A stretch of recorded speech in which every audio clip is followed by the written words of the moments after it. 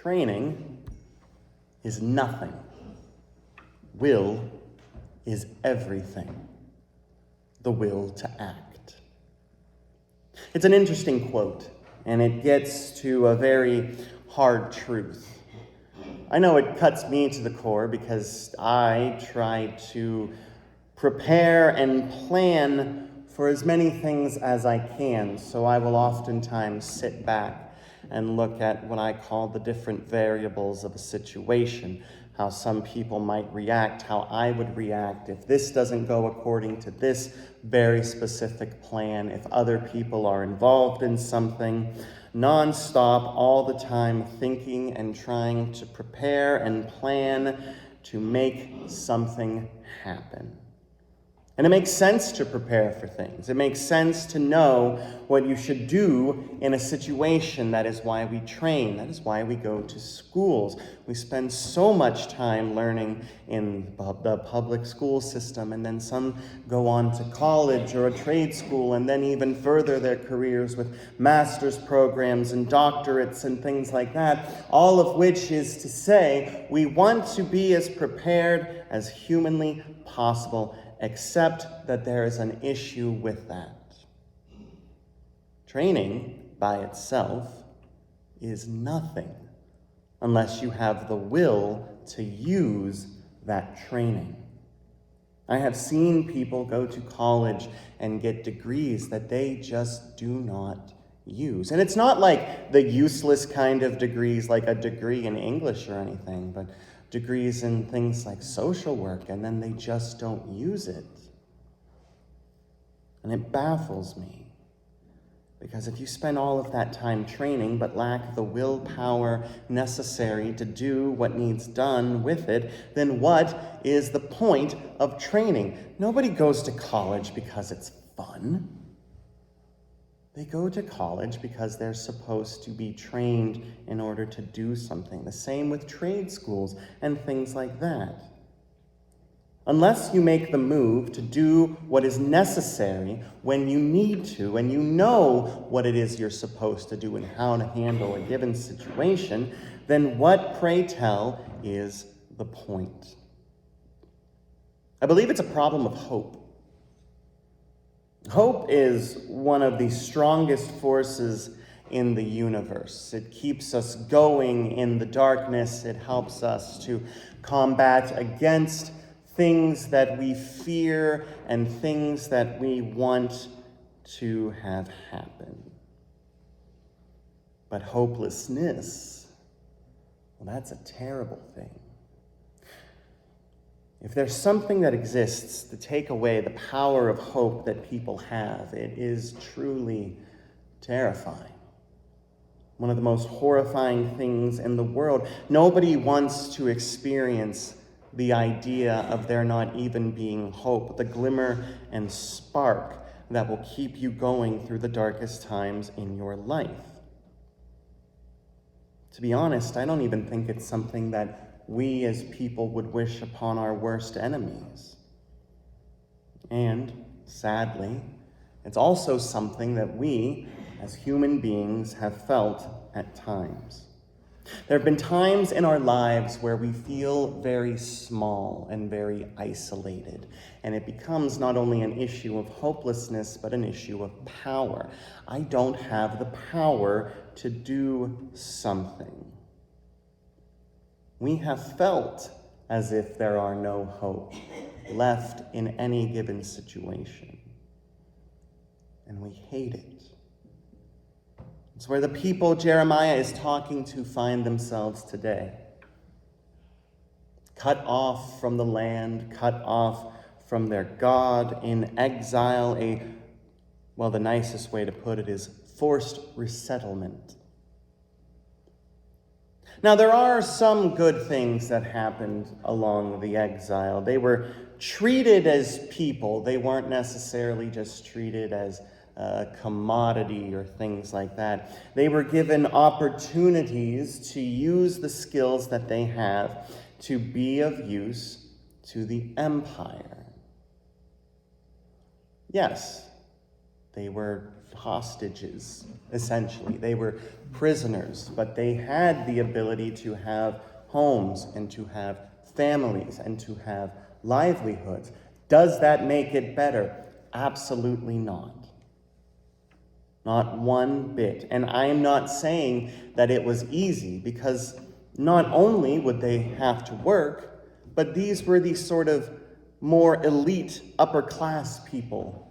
Because those are the first ones that get taken away, right? If you take the leadership, if you take all the quote-unquote brilliant and smart people in the first wave, who is left to do the ruling? Well, you would have people left in the land who probably aren't really suited to do ruling or helping out with things like that.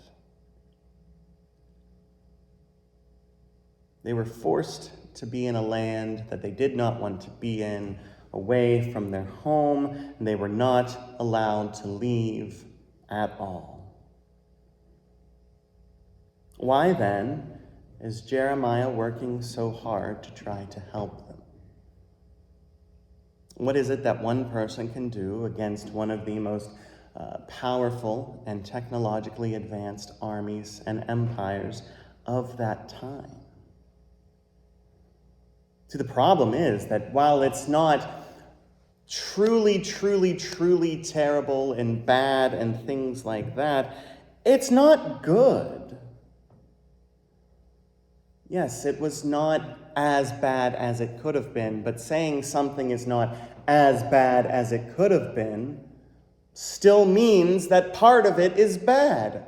How is the best case scenario then being allowed to work in a foreign land that you are held hostage in?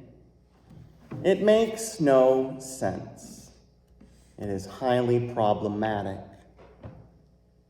And Jeremiah's message is also problematic. His response from God to the people groaning under the pressure and weight of the exile: build houses and live in them. Plant gardens and eat what they produce. Suck it up, Buttercup. That's what they get told. Y'all are in it for a while. Just wait. That's it. The crux of his message here is not that, oh, God is coming on a big white horse to save you. It's, no, y'all gonna be here for a while. Wait it out, hunker down. Make the most out of a bad situation.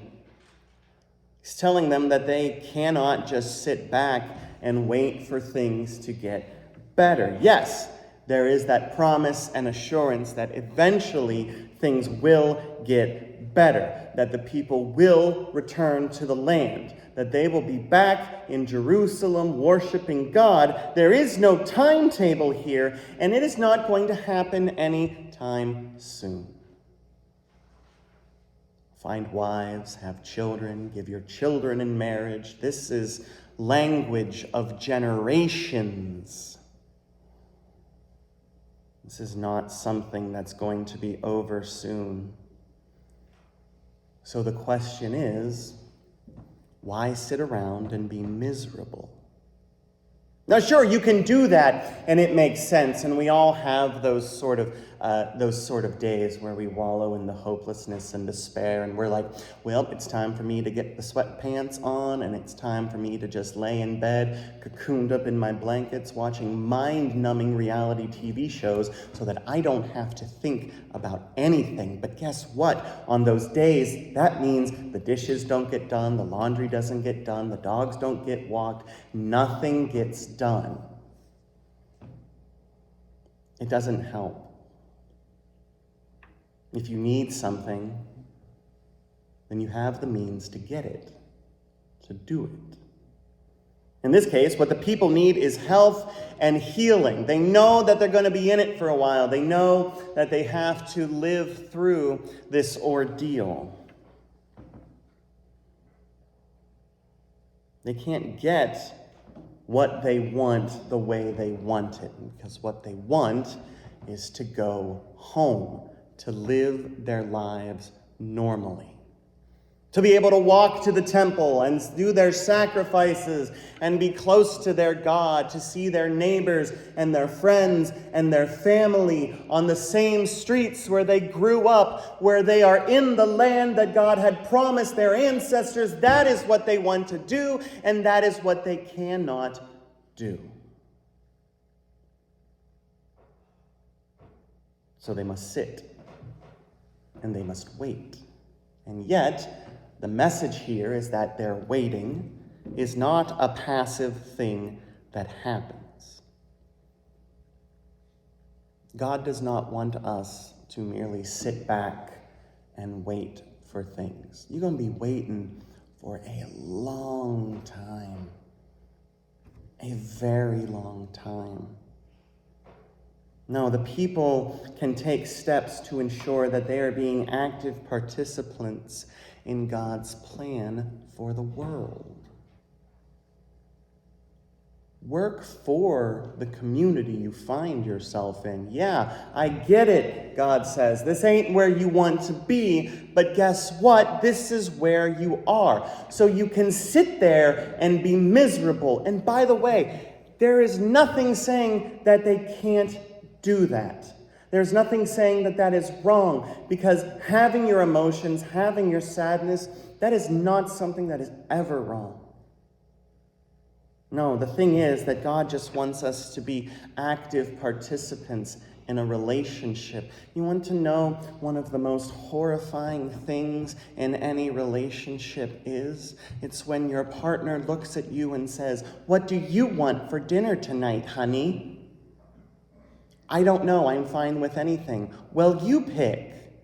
"I really don't care what it is we have for dinner. We can go out, we can stay in." "Well, what do you want to eat?" "Fine, I don't know. Let's have pizza." "No, I don't want pizza."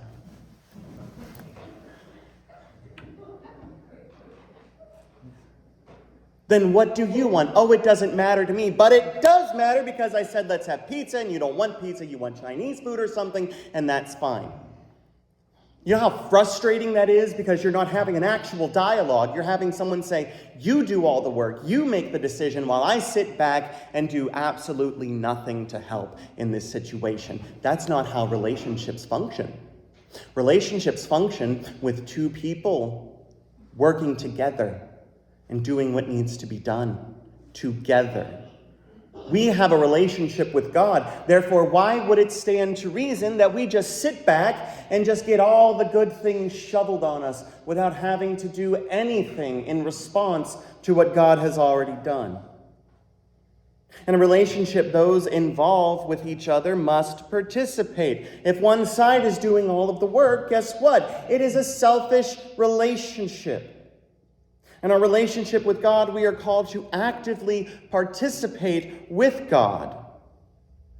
That is what God is asking for the people here. He's like, "Look, I know that this is going to take a while. I know this ain't where you want to be. But you can't just sit back passively." Our gospel text this morning shows this as well. Jesus, in the reading from Luke this morning, is sort of finding himself in the borderlands, so to speak. It's very interesting. On the way to Jerusalem, he was going through the region between Samaria and Galilee. He finds himself on the border of the Samaritans and his people, the Jewish people. This positions himself in a way that he is uniquely able to help the outcasts, the people who fall into this gray no man's land area. And surely that is who he comes across, outcasts. The 10 lepers, by virtue of just being who they were, not to mention the sickness that they had, were outcasts. So they couldn't go back home to Samaria because, well, they're lepers and nobody wants to get leprosy. They can't go into Galilee and look for help there because they're Samaritans. So how then are they supposed to get help? No, so they're stuck in this limbo-like area. They had no place in quote-unquote proper society. Yet what is it that they do? They see Jesus. And they know about Jesus, because at this point, how can you not know about Jesus? The guy walking around healing, there's water into wine, there's casting out demons, there's healing the blind, raising the dead, all of these things, these stories of things that Jesus has done, and they see Jesus and they recognize Jesus. And instead of fleeing, like they probably should have done, not only for social reasons, but also for health concerns, what is it they do? No, they head towards him, actively looking for a way to be healed. They aren't sitting back and waiting. They aren't saying, well, if Jesus comes by here, I'm sure he'll throw a blessing our way or a healing, and that would be fine. No, they see Jesus, and they must do something about it. If they want to be healed, they have to move, the will to act. And so this is what Jesus does. He gives them orders to go to the temple and have the priests inspect them. Now, this may seem really, really weird, because that's the way that it happened. If you wanted to be cleared of your sickness, you had to go to the priest, and they would say, here's your clean bill of health. You are now officially allowed to re-enter decent and proper society. They could not do anything else until they had that doctor's note saying they could return to work. So they were given orders. They were told what to do. And of course, in the midst of it, as they are doing what it was they were called to do, they're healed. One of the 10 that wasn't Jewish, the Samaritan, came back to thank him, comes back to thank Jesus, because he can't go to the temple the way that he's supposed to. And Jesus remarks that it was the active faith of the people that made them well. Now, at this point, people start to rag on the 9 other people. And I find that problematic for a number of reasons. It's not that we shouldn't recognize that they didn't come back to thank Jesus. We should absolutely recognize that. But again, they weren't supposed to. They were following the Jewish customs. They had to get themselves ritually cleansed. That's why they went to the priests. The Samaritan could never have done that because he was a Samaritan. He had other things he was supposed to do. Each of the 10, in their own way, did exactly what it was they were supposed to do. They were active in the way that they needed to be active. And I get it.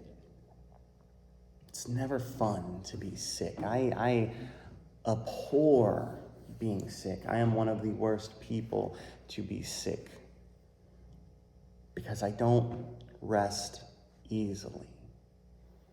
I'm like, I have to keep doing things. I have to stay busy. It's hard to be unhappy. And it is horrifying to have no hope. And sometimes, when we're sick, when we're unhappy, when we don't feel that we have hope, we have to sit in it and wait it out. But does that mean we have to do nothing? No. What are we supposed to do now? Our whole lives have been upended. There is no hope. There is no balm in Gilead again. What then are we supposed to do? And the answer is simple. You've got legs. Use them. Get up. Do what you need to do. We need to recognize where God is in every situation, including those dark and troubling ones. And we need to recognize what it is that God is doing. And I believe in my heart of hearts, and this is the young, hopeless optimist that I am, we will be truly amazed when we recognize that God is already there. That God is calling us to participate in what God has already done. We've been trained.